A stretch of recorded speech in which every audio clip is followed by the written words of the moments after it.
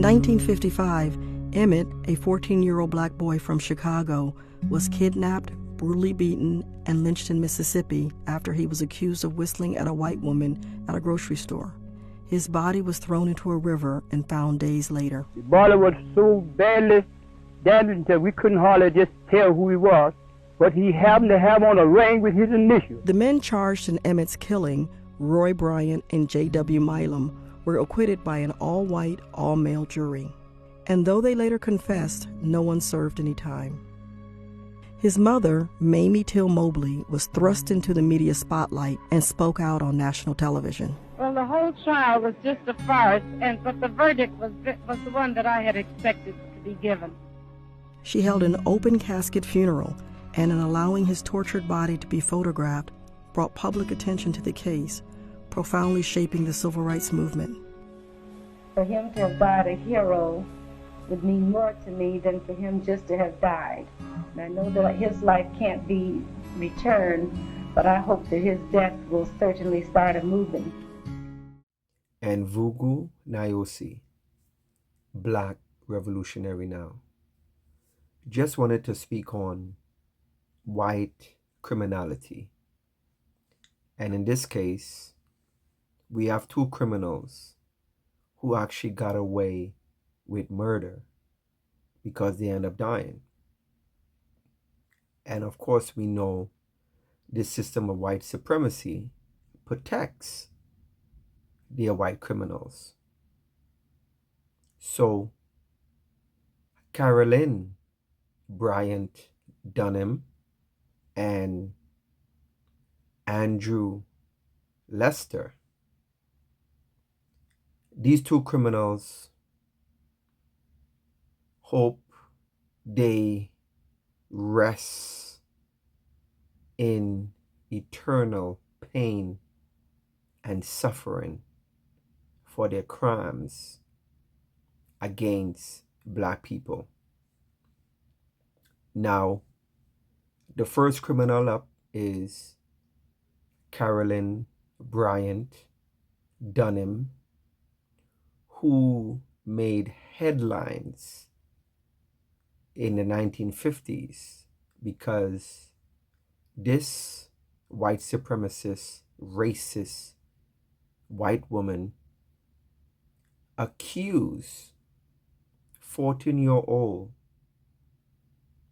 Emmett Till of whistling to her, like that's a crime. And later on, when she was older, she admitted she lied. And we all know what happened to Emmett Till if people are familiar with the story. I'm going to put a link down in the description so you could see what this white criminal done to Emmett Till, because I don't want to post no pictures like that, because YouTube, they have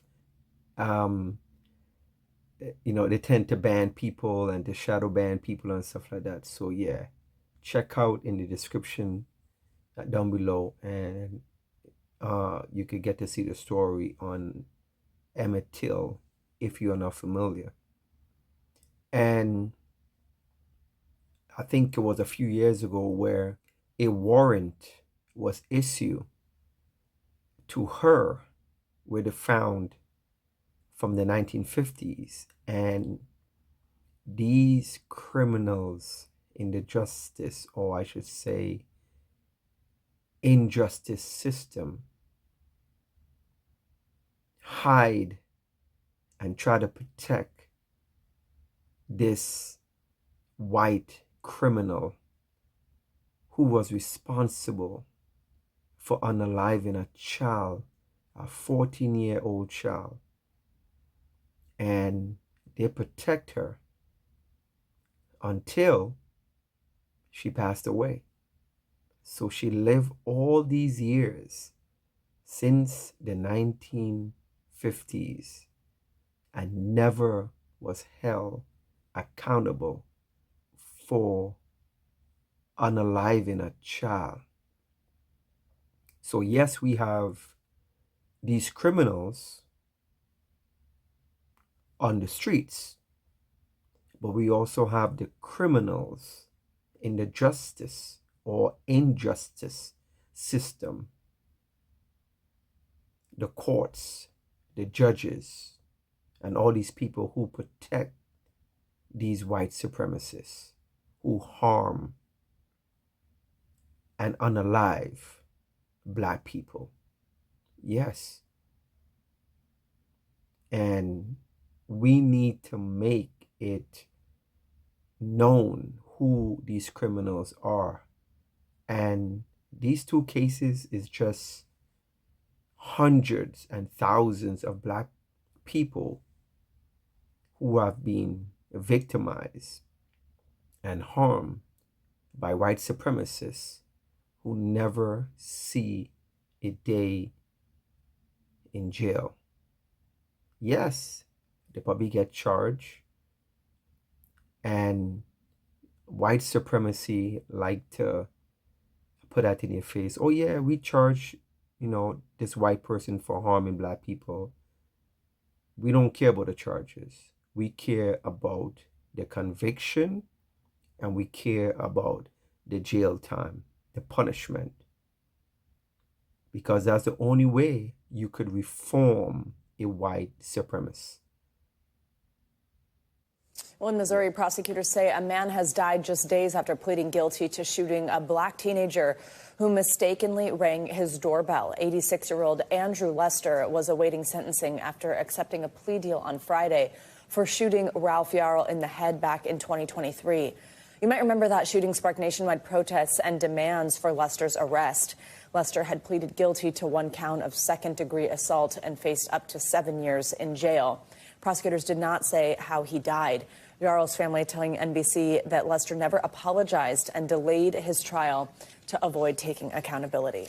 The other case is Andrew Lester. And yes, I hope he rests in eternal pain and suffering as well, because a young, talented black child went to pick up his siblings. He ended up walking down the wrong street and rang the doorbell. His name is Ralph Yarl. And this white supremacist shot him in the head a few times. Luckily, he survived. But of course, he deal with a lot of trauma. He have a lot of headaches and stuff like that. But wow, a strong black child. But this white supremacist who shot him, who never was remorseful, who never said sorry for his crimes. They said, oh yeah, he come to terms or whatever. We don't believe these white supremacists. But he was supposed to go to court or to go to trial, whatever. And I think days after, or days before, I should say, he ended up passing away. So another white criminal died and didn't face justice for harming a black child once again. Yes. And of course, we have the system of white supremacy who protects these criminals like Andrew Lester, because he was supposed to go to trial long time, and of course the courts or his lawyer keep putting it off and say he was sick, whatever. And I think his defense team say he wasn't fit to stand trial, and they say, no, he's fit to stand trial, right? And yes, he ended up passing away and no justice. But this is our story. And that's the reason why I believe in self-defense, believe in the Second Amendment, and to always protect yourself, because we need to be vigilant. We need to be very aware, because we have white supremacists walking around who's looking for any opportunity to harm black people, especially children. This is the system we're living in. This is the white supremacy system we're living in, where white supremacists always want to attack children because they know children is very vulnerable, and to show you how coward these racists are, because they will never try to attack black people when they know the odds are even. Coward.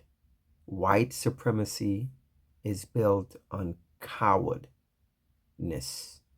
Yes, that's who they are. That's how they survive. So we need to take note.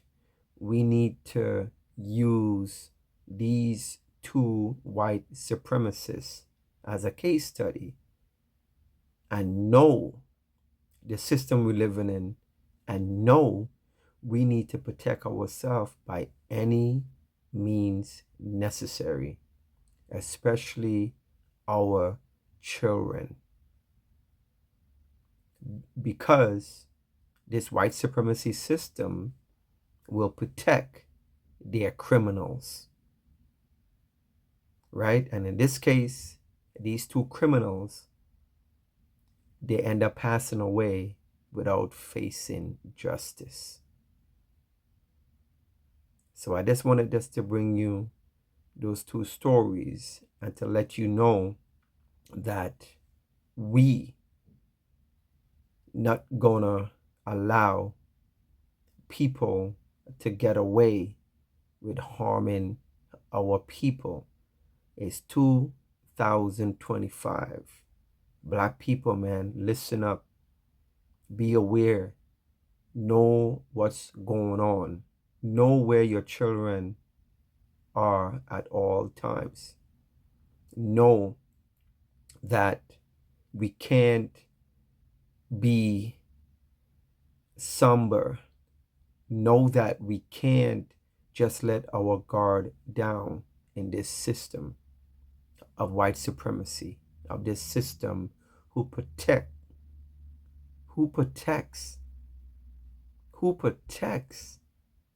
white supremacists. Yes. Peace and black power. Black revolutionary now.